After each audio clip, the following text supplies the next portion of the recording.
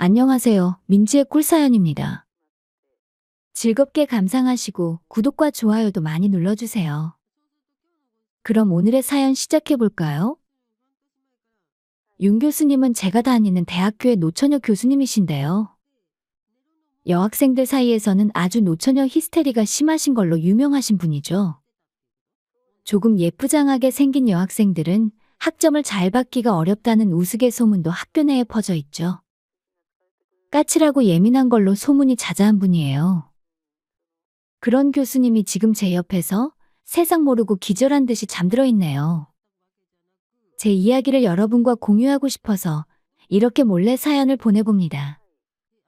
저는 교수님과 일종의 비밀 계약 같은 걸 맺게 되었거든요. 저는 경기도의 한 대학에 재학 중인 졸업반 학생입니다. 공부에는 썩 관심이 없었고요. 빨리 졸업이나 하고 적당한 취업 자리 찾아서 사회에 진출할 생각으로 지내고 있죠. 저는 회계학과에 재학 중인데요. 수능 점수 맞춰서 대학을 온 거라서 전공 공부에도 큰 흥미를 느끼지 못했어요. 그래서 학점도 아주 형편없었죠. 그러다 보니 3학년 2학기에 학사 경고를 받았고 결국은 졸업 학점을 다 못 채울 상황이 되어버렸죠. 저는 부랴부랴 다른 친구들은 신나게 놀기 바쁜 방학에도 계절학기라는 것을 들어야 했고 겨우 졸업할 수 있는 학점을 맞춰놓은 상황이에요. 남들은 4년, 8학기를 마치고 졸업하는데 저만 한 학기를 더 다닐 수는 없는 거잖아요. 집에서 알기라도 하는 날에는 큰일 날 거예요. 좋은 대학에 진학한 것도 아니어서 부모님이 가뜩이나 잔소리를 많이 하시는데요. 거기다가 학사 경고를 받은 탓에 한 학기를 더 학교를 다녀야 한다고 하면 저는 정말 부모님한테 쫓겨날지도 모를 일이죠. 그렇게 대망의 마지막 학기가 되었고요. 저는 딱 졸업에 필요한 학점만 맞춰서 수강 신청을 했죠. 열심히 할 생각은 애초에 없었고 별일 없이 졸업장만 따는 것이 제 대학생활 마지막 학기의 목표였어요. 그런데 주의해야 할 과목이 한 과목 있었어요. 바로 윤 교수님의 전공 수업이었는데요.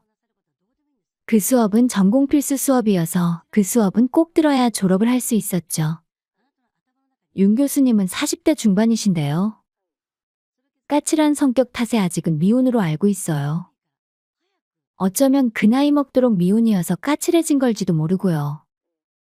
아무튼 익히 윤 교수님의 소문은 듣고 있던 터라 저는 그 수업만큼은 피하고 싶었어요. 그런데 수업 일정을 아무리 궁리해서 다른 교수님의 수업을 들어보려고 해도 시간표가 안 나오더라고요. 결국 저는 눈을 질끈 감고 윤 교수님의 수업을 신청하게 되었죠.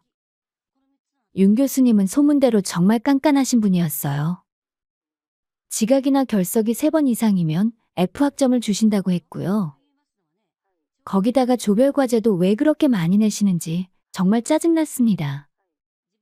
수업 시간에 특히나 여학생들이 떠든다거나 해서 윤 교수님의 심기라도 건드리는 날에는 수업 분위기가 정말 살벌해졌죠.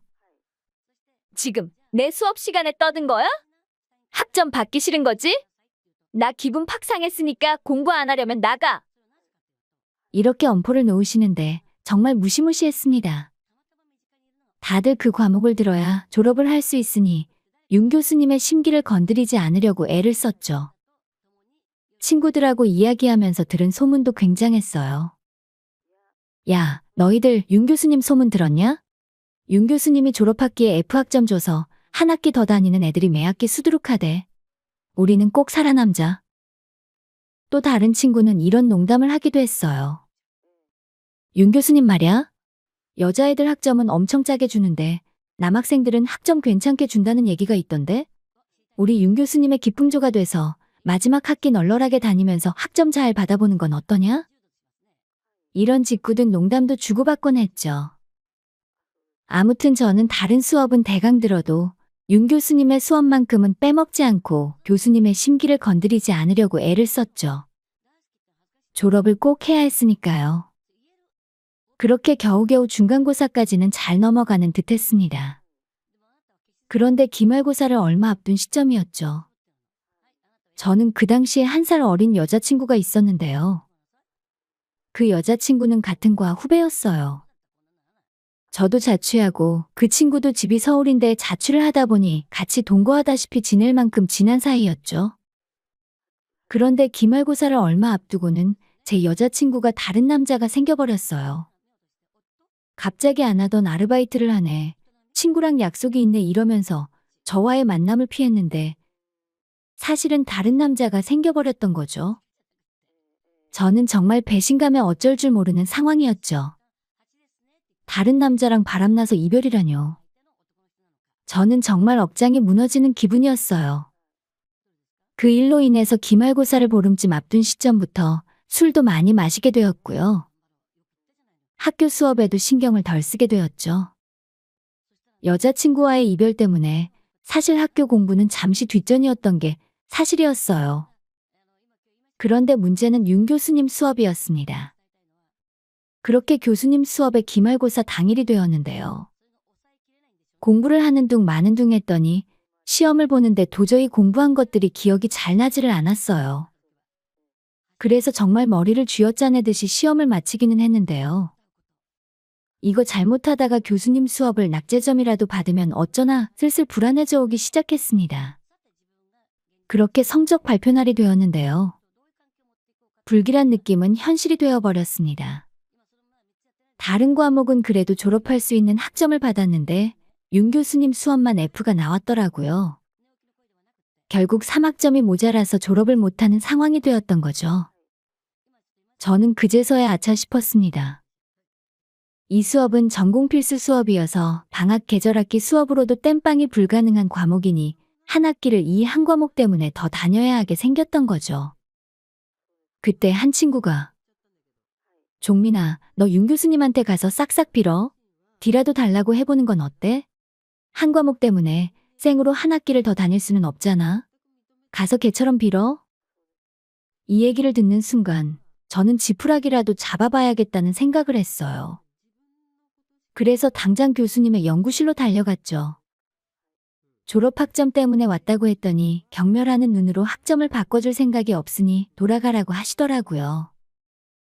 저는 교수님 앞에서 무릎까지 꿇으면서 싹싹 빌었습니다.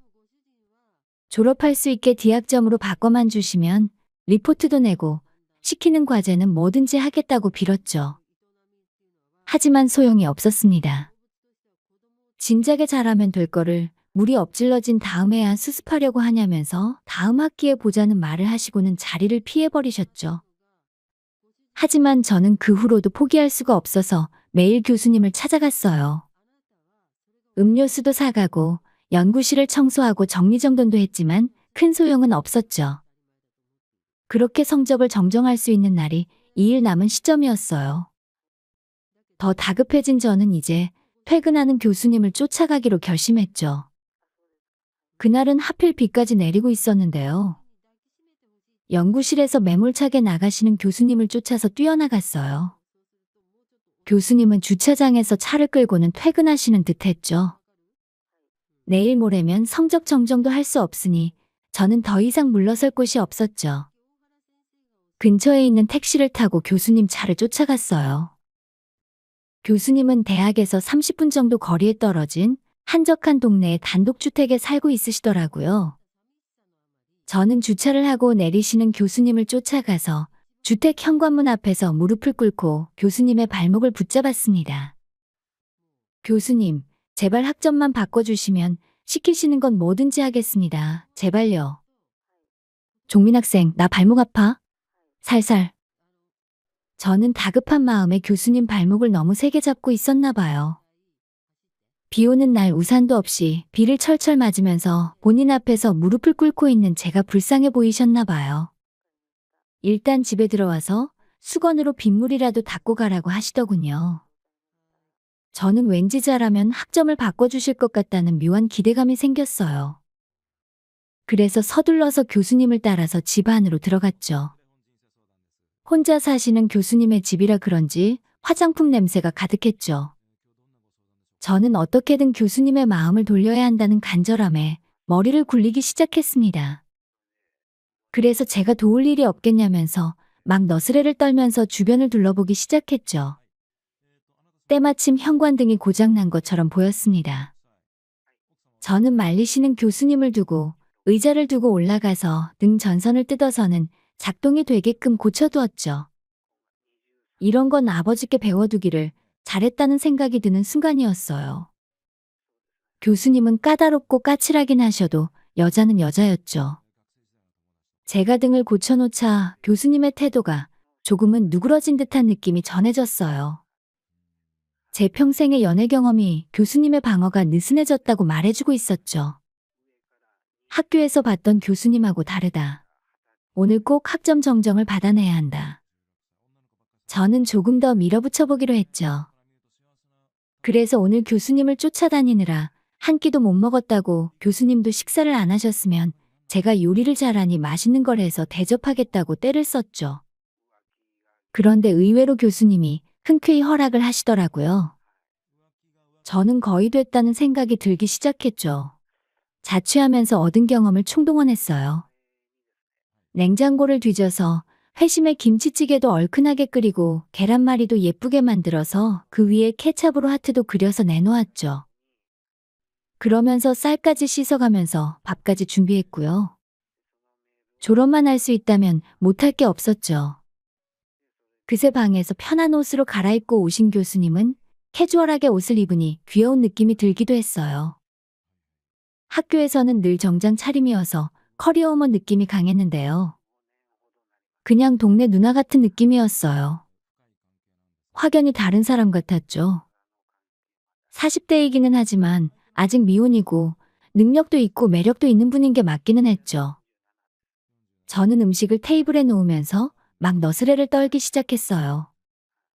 그러면서 약간의 뻥을 더해서 교수님의 환심을 사려고 했죠. 사실 남학생들 사이에서는 윤 교수님 조금 인기 있는 거 아세요?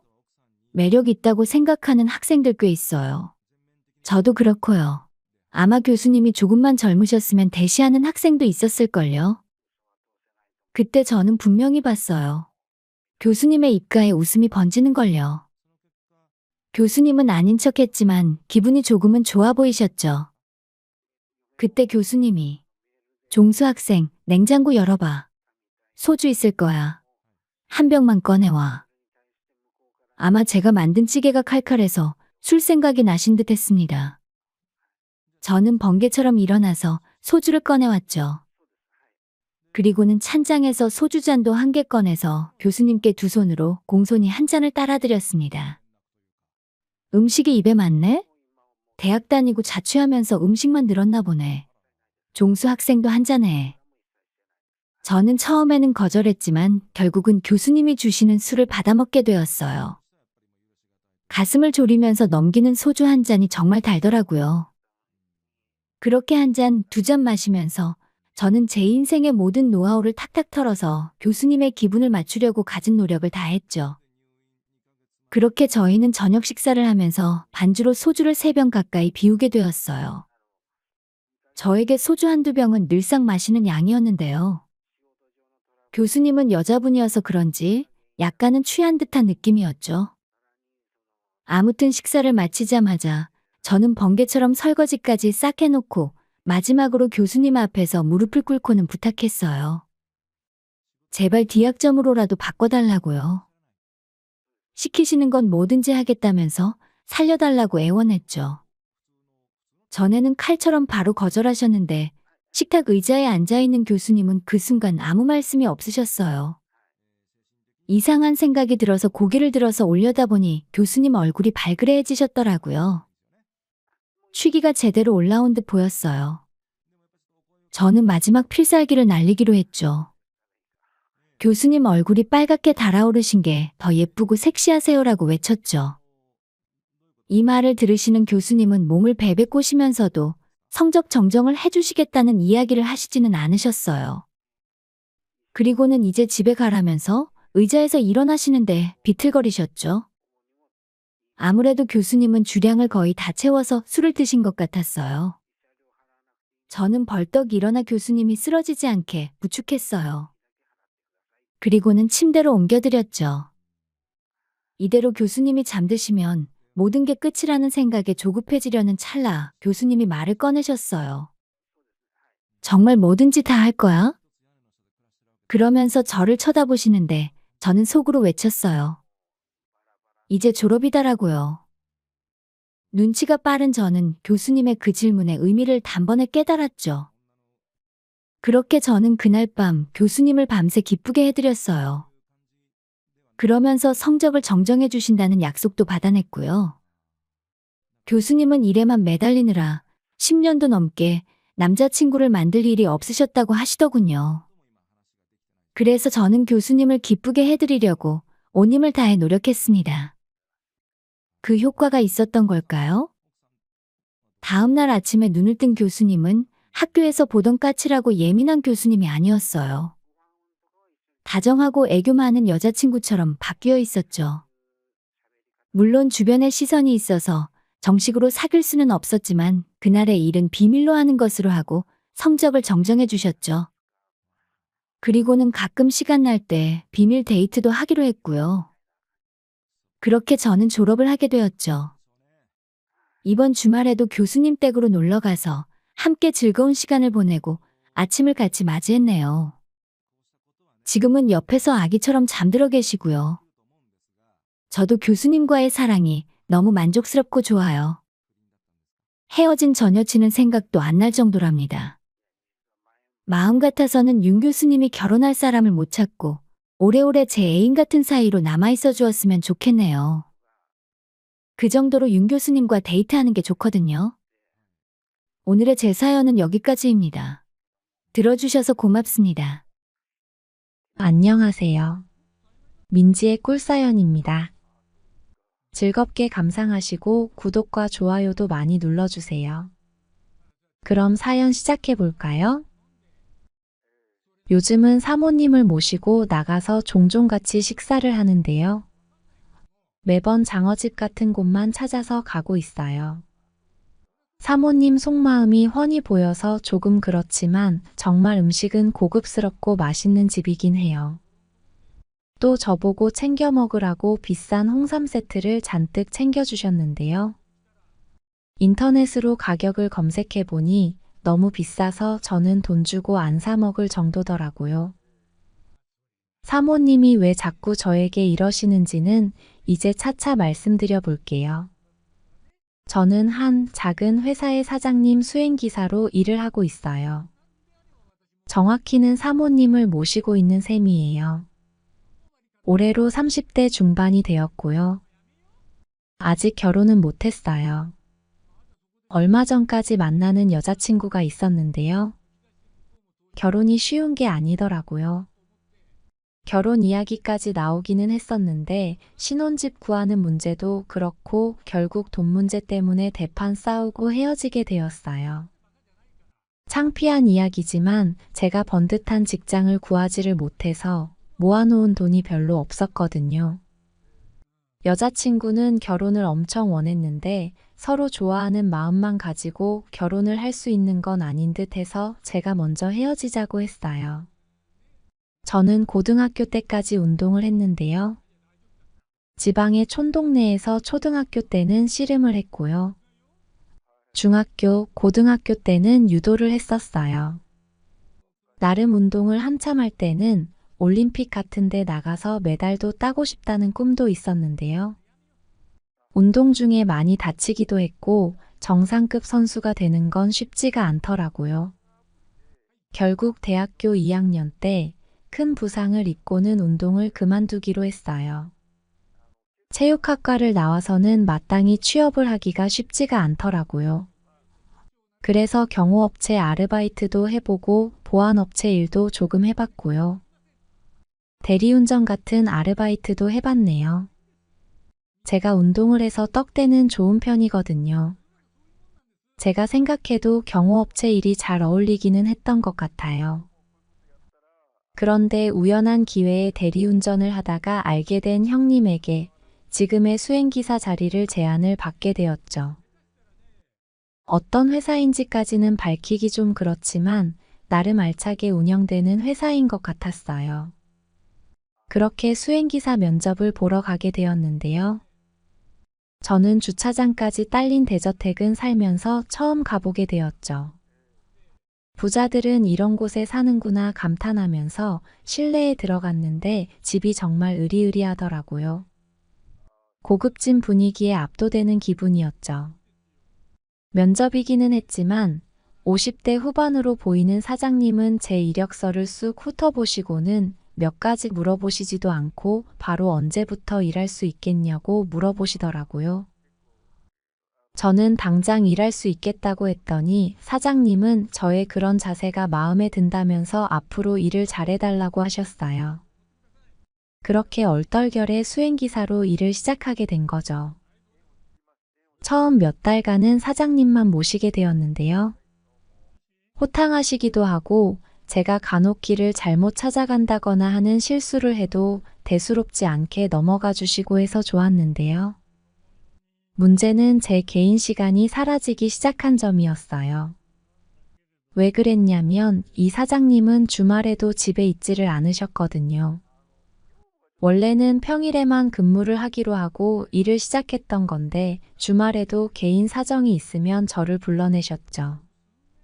주말이면 골프도 치러 다니시고 또 친구분들을 만나기도 하고 사업상 사람들 만나서 접대하기도 하고요. 그럴 때마다 저를 호출하셔서는 운전을 부탁하셨어요. 물론 초과 근무에 대해서는 보수를 후하게 주시기는 했죠. 돈을 많이 버는 건 좋았지만 그래도 쉬는 날이 있었으면 했어요. 그렇게 몇 개월을 꾹꾹 참으면서 돈을 많이 버는 걸로 위안을 삼으면서 버티는 중이었는데요. 어느 날 사장님이 저에게 뜻밖의 제안을 하시더라고요. 사모님 수행기사가 일을 그만두게 되었으니 당분간 사모님 차량도 같이 운전을 해달라고 하셨어요. 사모님도 백화점이나 문화센터 같은 데 가실 때 기사를 데리고 다니셨는데요. 그래서 사장님 집에는 수행기사가 한 명 더 있었거든요. 그런데 그분이 그만두게 되면서 저는 사모님 차량 운전까지 하게 되었어요. 사장님 집을 오가면서 사모님을 몇 번 뵙기는 했는데요. 50대 중후반쯤으로 보이는 사모님은 엄청 세련되고 멋져 보이는 분이셨어요. 젊었을 때는 상당한 미인이었겠다는 생각이 들 정도였죠. 물론 저하고는 접점이 없으니 그냥 인사만 가볍게 드리는 편이었고요. 아무튼 그렇게 저는 당분간 사장님 차량 운전을 주로 하면서 평일에 한두 번씩 사모님 차량을 운전하게 되었어요.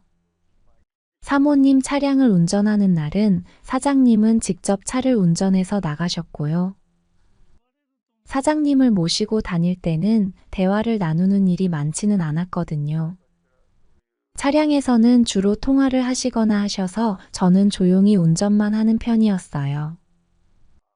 그런데 사모님을 모시고 나가는 날은 달랐죠. 사모님은 차를 타고 이동하는 동안 계속 말을 거시고는 했어요. 평소에 집에서 이야기를 나눌 사람이 없었는지 쉴 새 없이 이야기를 하시더라고요. 제 이야기를 많이 물어보시기도 했고요. 본인의 이야기를 많이 하시기도 했죠. 예전에 차를 운전해 주시던 분은 나이가 좀 많은 분이어서 재미가 없었는데 젊은 제가 차를 운전해 주니 말도 잘 통하고 좋다면서 엄청 신나하셨죠. 겉모습만 봤을 때는 엄청 도도하신 분일 줄 알았는데 어찌나 쉬지도 않고 말을 많이 하시는지 솔직히 처음에는 조금 놀라기는 했어요. 그러던 중 저는 아예 사모님의 운전기사로 고정적으로 일을 하게 되었죠. 사모님이 사장님에게 저를 고정으로 해달라고 부탁을 하셨나 봐요. 젊은 남자인 저랑 이야기하는 게 좋으셨던 걸까요? 그건 확실히 알 수 없지만 저는 그때부터 사모님 전담 수행기사로 일을 하게 되었죠. 사장님은 새로운 수행기사를 구하셨고요. 사모님의 수행기사로 일하는 건 편한 편이기는 했어요. 또 말없이 사장님 차를 운전하는 것보다 사모님하고는 대화도 나누면서 다니니 저도 덜 지루하게 느껴졌고요. 사모님도 꽤나 저하고 이야기하는 것을 좋아하셨어요. 그렇게 우리는 서로의 일상적인 이야기도 나누고 조금씩 가까워졌죠. 그렇게 사모님을 모시는 게 편해지고 익숙해진 어느 날이었는데요. 사모님이 그날은 교회에 바람이나 쏘이러 가자고 하시더라고요. 그날따라 기분이 조금 울적하다면서요. 아이들은 모두 외국에 나가 있고 사장님은 집에 온전히 있는 날이 하루도 없다면서 요즘 부쩍 외롭고 마음이 허전하다는 말씀을 하셨어요. 사장님을 몇 달 모시면서 하도 밖으로만 돌아다니시길래 안 그래도 사모님이 외로우시겠다 생각은 했는데요. 역시나 사모님은 외로움에 흠뻑 젖어 있는 상태였던 거죠. 저라도 잘해드리고 싶은 마음에 특별히 가시고 싶은 곳이 있냐고 물었는데요. 사모님은 그냥 바람을 쏘이고 싶다고 제가 잘 아는 곳으로 가보라고 하시더라고요. 저는 오래전에 여자친구랑 바람을 쏘이러 갔었던 양평 드라이브 코스가 떠올랐죠.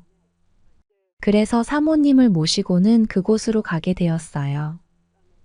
저도 오랜만에 그 길을 가니 옛날 생각이 나고 좋았는데요. 사모님도 탁 트인 드라이브 코스를 달리니 울적했던 기분이 조금은 나아진 듯 보였어요. 이런 곳을 오랜만에 와본다면서 소녀처럼 신나하시더라고요. 저보고 여자친구랑 데이트할 때 이런 곳을 와본 거냐고 물으시길래 연인들이 데이트할 때 많이 오는 곳이라고 했죠. 그랬더니 사모님은 연인들이 많이 가는 데이트 코스를 본인도 다 경험해보고 싶다고 하셨어요. 그렇게 그날 저는 사모님을 모시고 두물머리 쪽으로 향했죠. 한참 드라이브를 하다가 괜찮은 식당으로 모시겠다고 하고는 연인들에게 잘 알려진 맛집으로 갔어요. 주말이면 사람들이 북적거리는 곳이기는 했지만 평일이어서 그랬는지 다행히 한산한 편이었죠. 그래서 더 분위기가 좋았던 것 같았어요. 원래라면 사모님이 식사를 하는 동안 저는 주로 차에서 대기를 했었을 텐데요. 그런 곳에서는 사모님이 혼자 식사하시기가 조금 그렇다고 해서 사모님하고 같이 식사를 하게 되었어요. 생각해보니 그게 사모님하고 처음 같이 한 식사더라고요. 사모님은 밥도 어찌나 예쁘게 드시는지 밥 먹는 모습이 예쁘고 우아한 여자는 처음 보는 것 같았어요. 같이 식사하는 게 부담스럽기도 하고 식사를 하는 사모님이 참 예쁜 것 같아 쳐다만 보고 있었는데요. 사모님은 자기를 왜 그렇게 뚫어져라 쳐다보냐면서 물으셨죠. 저는 별 생각 없이 마음에서 우러나는 대로 식사하시는 모습이 너무 예쁘시다는 생각을 했다고 말했더니 사모님 얼굴이 발그레해지면서 좋아하시는 것 같더라고요. 그 한마디에 사모님 기분이 많이 좋아졌나 봐요. 남자에게 예쁘다는 소리를 오랜만에 들어본다면서 저보고도 빨리 밥을 먹으라고 하셨어요. 제가 머뭇거리자 사모님은 이런 곳에 와서는 가족이나 연인처럼 있어야 사람들이 이상하게 안 본다고 편하게 식사하라고 했죠. 그렇게 저는 사모님하고 같이 밥도 먹고 그 후 경치가 좋은 카페에 가서 차도 마시게 되었죠. 그리고는 같이 산책로를 걷기도 했어요. 사모님은 이런 시간을 오랜만에 가져본다면서 즐거워하시면서 엄청 감상적이 되신 듯 했어요. 그리고는 수행기사인 제가 젊으니 저랑 데이트하는 기분도 든다면서 농담도 하셨고요.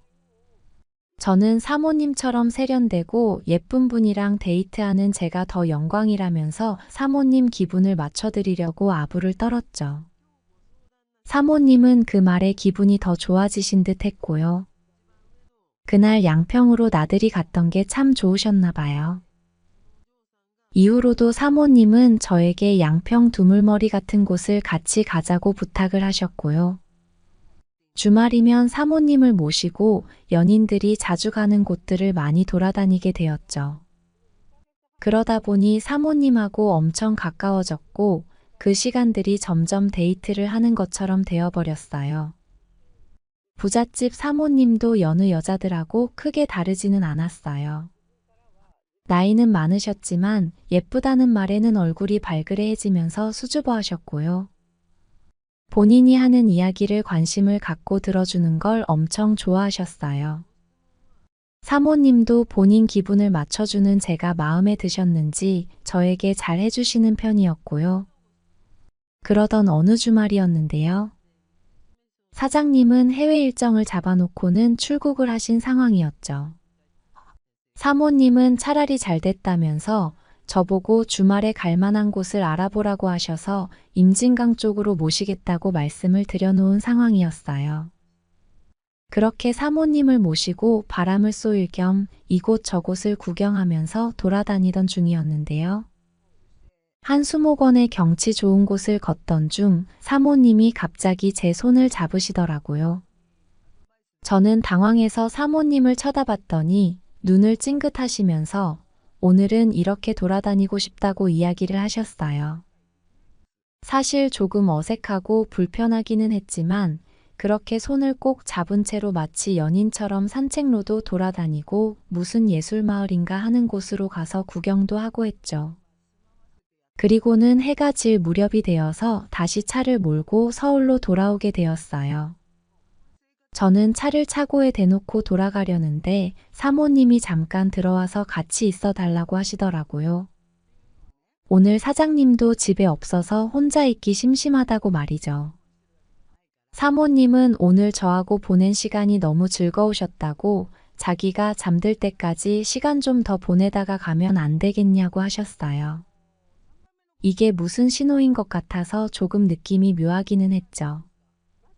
저는 거실 소파에 앉아서 기다렸는데요. 편한 옷으로 갈아입고 나오신 사모님은 굳이 제 옆에 바짝 앉으셨고요. 제 손을 꼭 잡고는 말없이 가만히 저를 쳐다보셨죠. 이건 마치 예전에 만났던 여자친구가 밤에 저를 꼬드길 때 보내던 신호랑 똑같다는 확신이 왔죠. 여자가 신호를 먼저 보내니 젊은 남자인 저는 그만 본능이 앞서게 되었던 것 같아요. 참아보려고도 했는데 종일 제 손을 잡고 돌아다닌 사모님의 그 의도가 확실해지자 저도 이성의 끈을 놓았던 것 같네요. 저는 심호흡을 한번 크게 하고는 사모님을 번쩍 안아들고 안방으로 향했어요. 사모님은 마치 기다렸던 게 왔다는 듯이 눈이 동그래져서는 기대감에 부푼 표정이었고요. 그렇게 그날 저는 사모님과 밤을 같이 보내게 되었어요. 사장님이 밖으로만 돌아서 혼자 보냈던 오랜 외로운 시간들을 보상이라도 받으려는 듯 사모님은 밤새 저를 계속 보채셨고요. 저는 정말 한참 운동했을 때보다도 더 많은 힘을 쓰면서 그날 밤을 보내게 되었죠. 씨름이랑 유도한다고 평생 운동했던 덕을 그날 밤 톡톡히 본 셈이었어요. 사모님은 그날 저와 사랑을 나눈 게 무척 만족스러우셨나 봐요. 그날 이후로 사모님은 저에게 완전 푹 빠지셔서는 엄청 잘해주시기 시작했죠. 그리고 자꾸 먼 곳으로 외출할 일을 만들어서는 저하고 둘만의 시간을 갖는 걸 즐기셨고요. 어느 날인가는 백화점에 가서 비싼 옷도 사주시고 좋은 선물도 챙겨주시더라고요. 갑자기 엄청 비싸 보이는 홍삼 세트를 잔뜩 주문해 주시고는 저에게 꼭 잘 챙겨 먹으라고 당부까지 하셨어요. 또 어디서 알아보신 건지 장어를 잘한다는 집을 찾으셔서는 저를 그 식당에 자주 데려가시는 편이에요. 사모님이 생각하시는 게 너무 티가 나는 편이라서 눈치를 안 챌 수가 없네요. 그래도 요즘 사모님 덕분에 홍삼이니 장어니 몸에 좋다는 것들을 엄청 잘 먹고 있어요. 물론 저도 좋은 대접을 받고 있는 만큼 사모님께 정성을 다해서 보답해 드리는 중이고요. 사모님은 저 덕분에 회춘하는 것 같다면서 요즘 얼굴이 엄청 밝아지셨어요. 제가 봐도 얼굴에 활기가 넘치시는 것 같아요. 가끔 사장님을 뵐 때면 조금 죄송스런 마음이 들기도 하는데요. 이것도 다 사모님을 잘 모시는 일이라고 생각하면서 지내고 있어요. 이곳에서 받고 있는 대우가 너무 좋아서 오래오래 여기서 일하고 싶은 마음이에요.